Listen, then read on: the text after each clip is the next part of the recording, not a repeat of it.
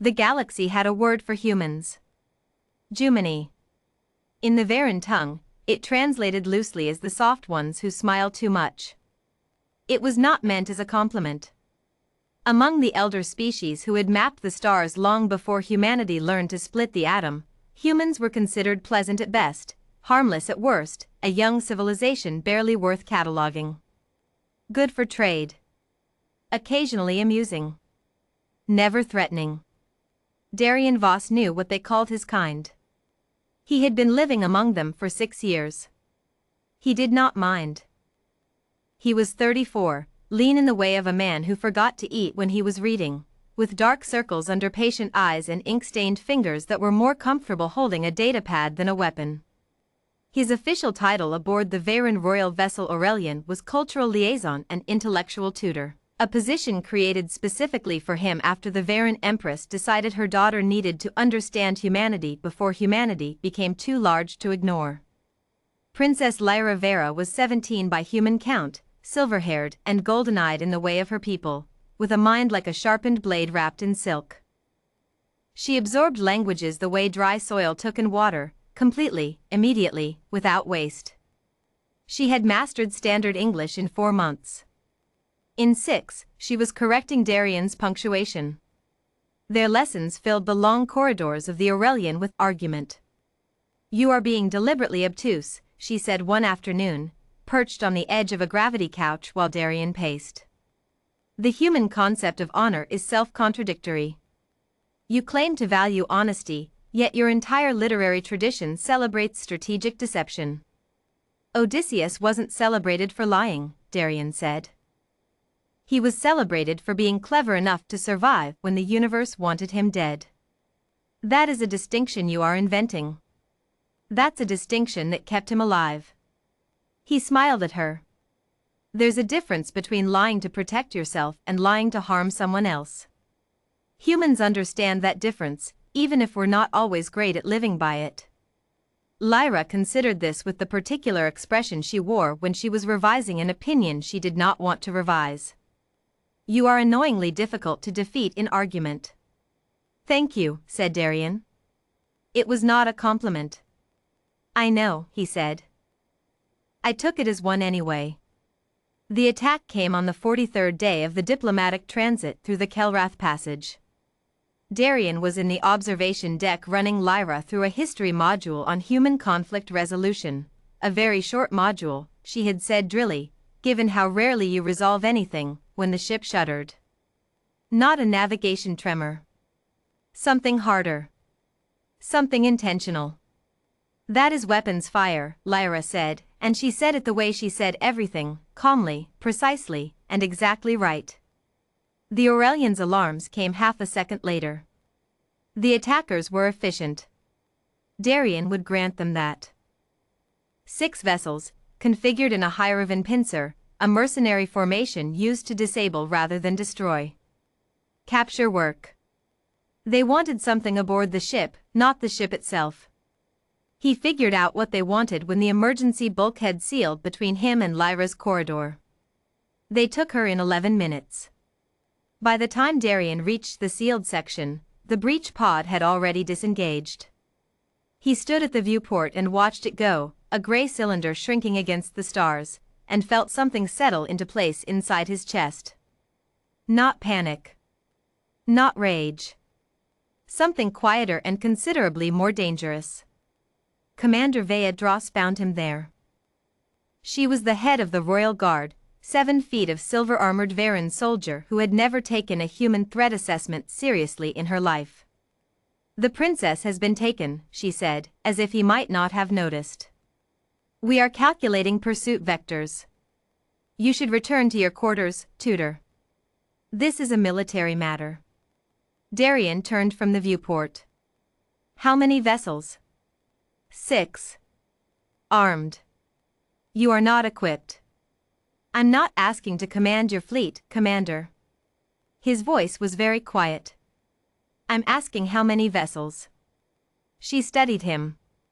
Whatever she saw made her pause in a way she probably did not expect to pause when looking at an ink-stained human academic. 6, she said again. 17 confirmed hostile personnel, based on the breach signatures. Darian nodded slowly. Understood, he said. He went to his quarters. He did not stay there. Here is what the Varen Royal Guard did not know about Darian Voss. Before he was a tutor, he had been something else. The file was sealed, not hidden exactly, just filed under categories that species like the Varens did not think to check for humans, because humans were Jumini, the soft ones, and soft ones did not have operational service records spanning 11 years across 4 conflict zones. He had smiled so pleasantly at every alien who had ever underestimated him. He found it efficient.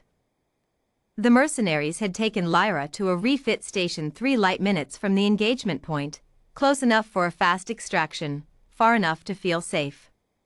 They called themselves the Day Collective, professionals out of the Outer Rim, known for clean work and no unnecessary casualties. They had a buyer. They had a timeline. They had 17 armed personnel and a captured princess locked in a shielded holding room. What they did not have was any awareness that a single human had boarded their station through a maintenance duct 17 minutes after they arrived. The first 2 guards went down without sound. The next 3 went down before they understood what was happening. Darian moved through the station the way he had moved through every hostile environment in a decade of work he never talked about, carefully, economically, without hesitation and without cruelty. He was not angry. Anger made you slow. He was simply precise, a craftsman doing a job that needed doing, in the same quiet way he approached every problem worth solving. He found the holding room on the 4th level. 2 guards outside. 1 inside.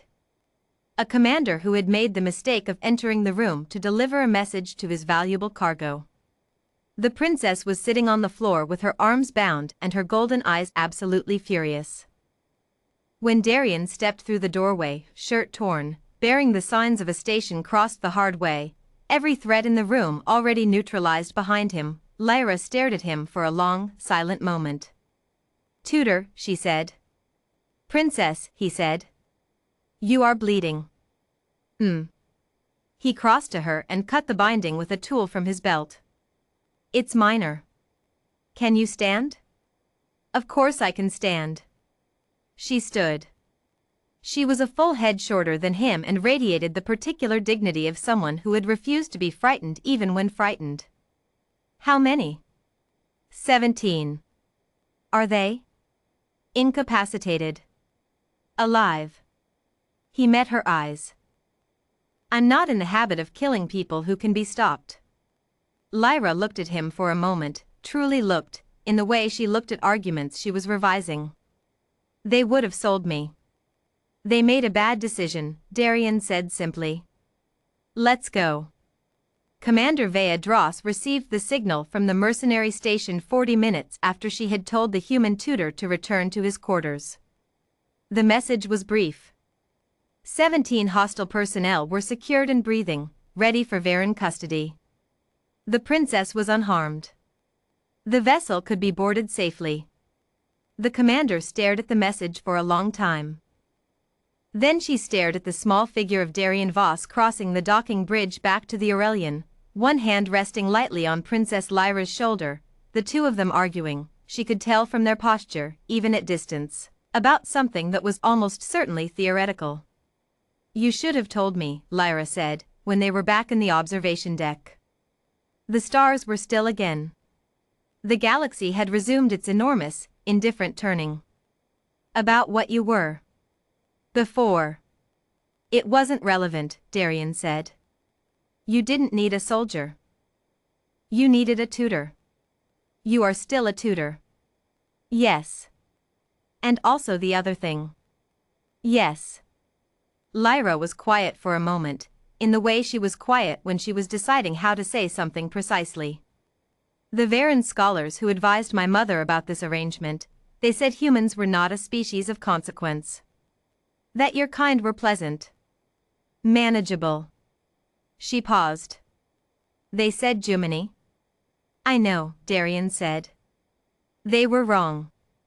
He smiled at her, the same patient, unhurried smile he had worn every day for 6 years, the one that every alien in every corridor of every ship had read as harmless.